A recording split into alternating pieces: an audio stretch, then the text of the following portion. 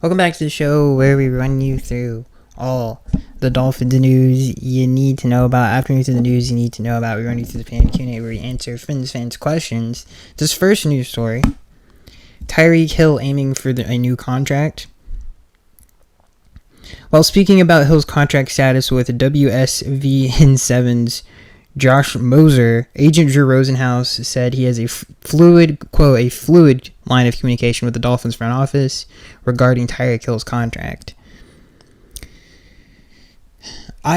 There's been some positive buzz around the Tyreek Hill situation after the initial speculation that this is probably his last season as a Dolphin, which is kind of sad to even think about. I think the most likely, and obviously with the Justin Jefferson deal, I think the most likely thing to happen, and even Tyreek Hill said, he doesn't want to hurt the team. So hopefully that's a genuine answer in his media day conference. And maybe we get a 2-year extension on the deal. Something like that I think is the most realistic. And he can finish his career a Dolphin. I really hope. And things seem to be pushing to that direction. And hopefully we can get some clarity on some of this off-season issues before training camp starts, and so everybody can start gelling, because there is a lot of new pieces on the offensive side of the football. You think about Jonnu Smith, obviously Odell Beckham Jr., and then there's a lot of obviously Taj Washington on the rookie side of things with Malik Washington, who I think is going to be a really good player. Jalen Wright, obviously as well. So you want those guys to gel and get going. And hopefully some of this stuff can get resolved fairly quickly. This next news story comes from Pro Football Rumors, and it's the Tua Tagovailoa situation. And I want to get this quote here. I mean, it's really just been the same stuff that he's been saying. I'm sure everybody's heard the market is the market, to a quote, which is interesting. It's really just some of the same stuff. Talking about how there's been a lot of progress. It seems to everybody's thinking, at least it's been reported, that and this report right here comes from NFL Network, Team Rappaport. Quote, there's some optimism that the two sides will agree to a deal, and it's simply a matter of time. Supposedly it's going to be done before training camp. Cameron Wolf also reports that Tua has lost between 10 to 15 pounds this season. Mike B. Daniel commented on that. He said trying to bring his game to a new level. Clearly he didn't move as well outside of the pocket than he did in years past. I know a lot of people are excited that he's been training with John Beck, who's at least everybody says he's a really good quarterback coach. I think he worked with Joe Burrow and CJ Stroud as well. And Joe Burrow had that same problem, or not problem, but he wanted to to be able to drive the ball better in bad conditions after his rookie season, especially playing in the AFC North. And hopefully that can also help Tua to drive the ball better in bad weather, which is important, especially in December football. And hopefully some of that stuff helps. If you've seen, now this is just literal me watching him. If you've seen him throw in some of these clips, it does look a little bit different. It does look a little bit better. Now, granted, this isn't in bad weather. This is Miami in the summer. So it's a little bit different. But I do think there is a difference. I think it's a good thing that he lost the weight. It's just, can he stay healthy?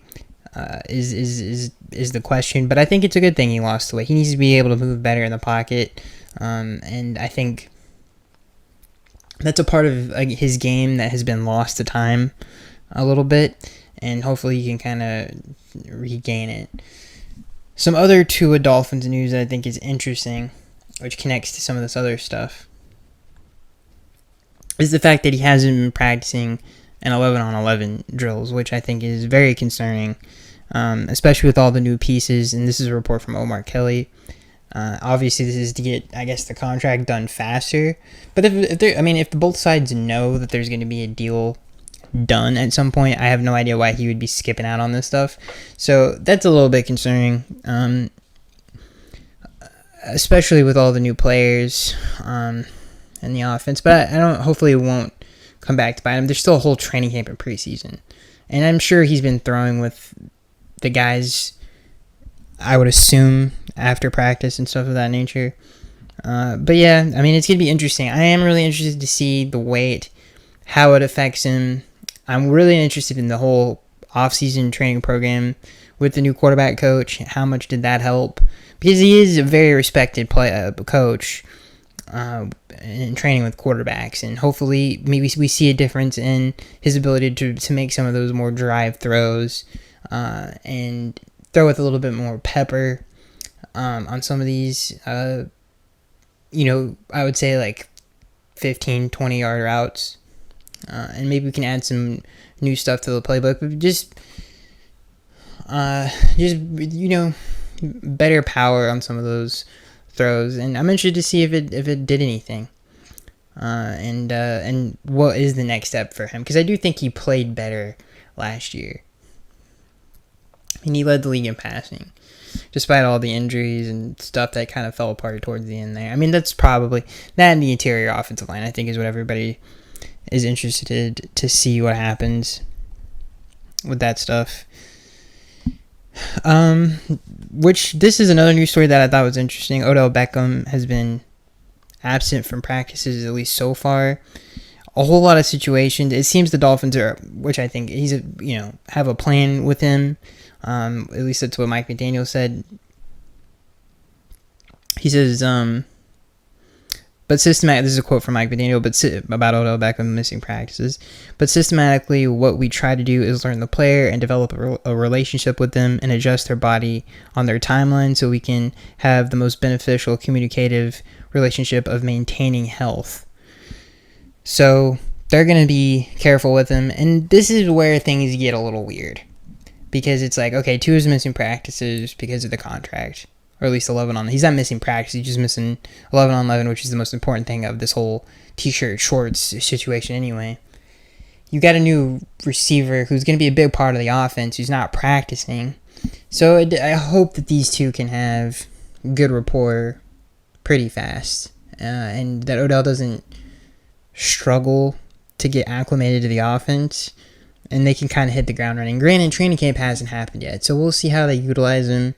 And everybody talks about how playing in Miami is good for your body, especially with the grass fields and stuff of that nature. So that stuff should help him not get injured, as hopefully. Obviously we haven't had great luck with that, but it does worry me a little bit with like the chemistry and how fast you can play early on in the season. If you do miss all these practices, you haven't played with each other as much, especially, and all they ever talk about with this offense is timing and how important that is. So I hope that stuff can kind of get figured out. But this offense, and I've said this many times, the lineup is much better than it was a year ago. The addition of Odell Beckham completely fixes the third option issues, and they finally got a slot receiver, and that's been reported many times, and that's how they're going to try to utilize him, is in the slot, which is a great idea. And the addition of Jalen Wright, I think, cannot be overstated enough. I really like him. I think he's a very talented player. And Jonnu Smith, who I think is such a great addition to this team, fits the offense perfectly. He's a really good run blocker. The best thing he does is after the catch. He's one of the best tight ends in the NFL after the catch. He's one of the few tight ends in the NFL who can take a screen 6 yards to the house.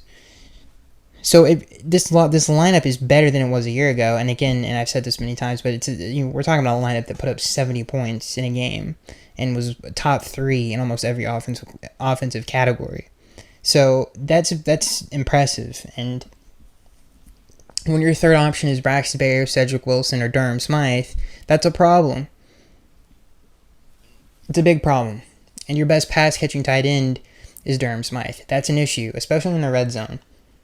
And, that's been an issue as well with the red zone offense, not because our receivers are pretty short. Odell Beckham fixes that because of his leaping ability. He's always been great at fades. So this lineup is way better than it was a year ago. It's deeper, it's better, it's more explosive, which is crazy to say. I think it's obviously the veteran savvy is there as well. And I'm excited for the whole not having to take out tight ends. Like, even with Mike Gesicki early on and Mike McDaniel's first year here, we had to do a lot of different personnel groupings, and a lot of the times, and we've talked about this before, it kind of tips what we're going to do, whether we're going to pass or run, because we had to do that. And with Jonnu Smith, you don't have to do that. You can disguise things a lot better because he is a really good two-way tight end, in my opinion. He is not the biggest tight end in the world, but he's always been a good run blocker when they've asked him to do it. All he's ever been in is run-heavy offenses. So that's a huge plus. So and obviously second year of A-Chain's going to be awesome. And I'm excited to see all of those offseason developments kind of come together. And I think the offense is better than it was a year ago. Now, the interior offensive line is the biggest question. I think Isaiah Wynn, if he can stay healthy, and then Brewer from Tennessee, who I think is a very good tight end, and honestly, you can make an argument is an upgrade, and because the snap issues, injury, he has a phenomenal injury. He never gets hurt, so that's all great. We haven't had a center like that in a long time. I hope Connor Williams can come back and play guard. I think that's really the only question right now is that guard position and who's going to take over. So I'm really excited to see this offense.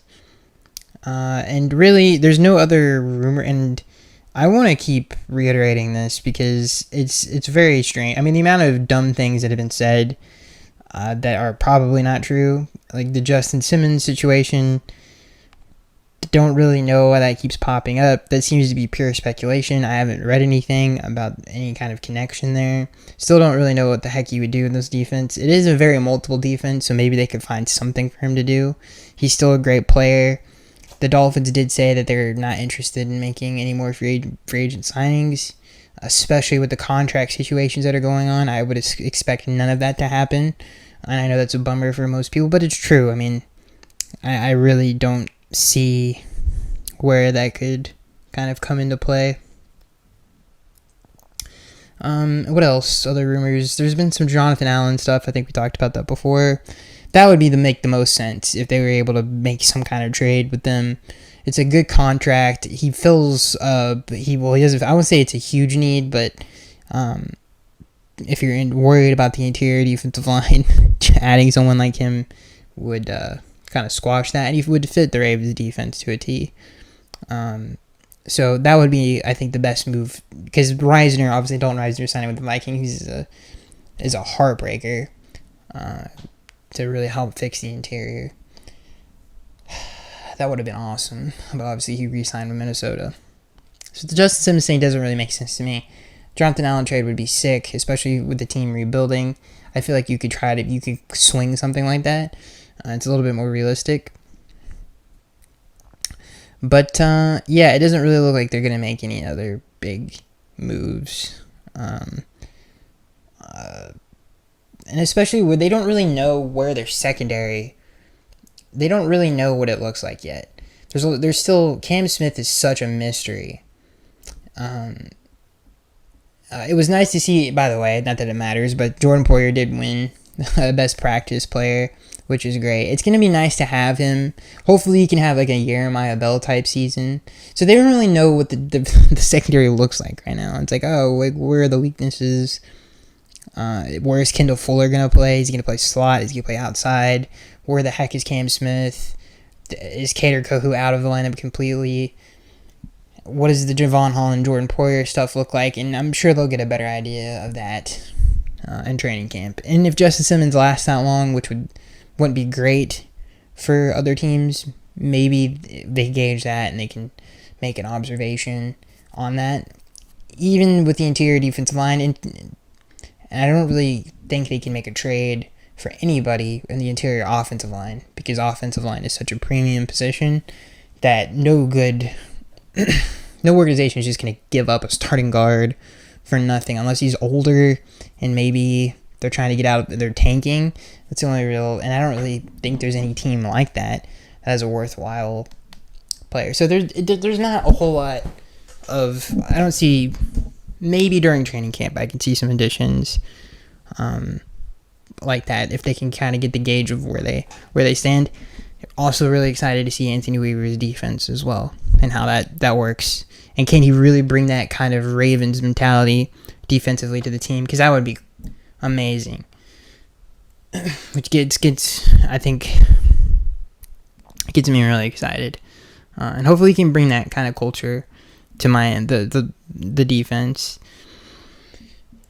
Is there anything else? I don't think there's anything else. Very excited to watch the team play. Apparently Kendall Fuller looks good so far, which is good. Jordan Poyer looks good so far, which is good. There's really nothing else to talk about. Obviously, the middle linebackers is going to be interesting to see how they play in training camp. And that's it with the addition of Jordan Brooks, obviously, and David Long. We should be way better against the run, which is good. At that position, at least. So that's it, ladies and gentlemen. Hope you guys enjoyed. Not a whole lot to talk about, but we're keeping it going. And I'll see you guys in the next one.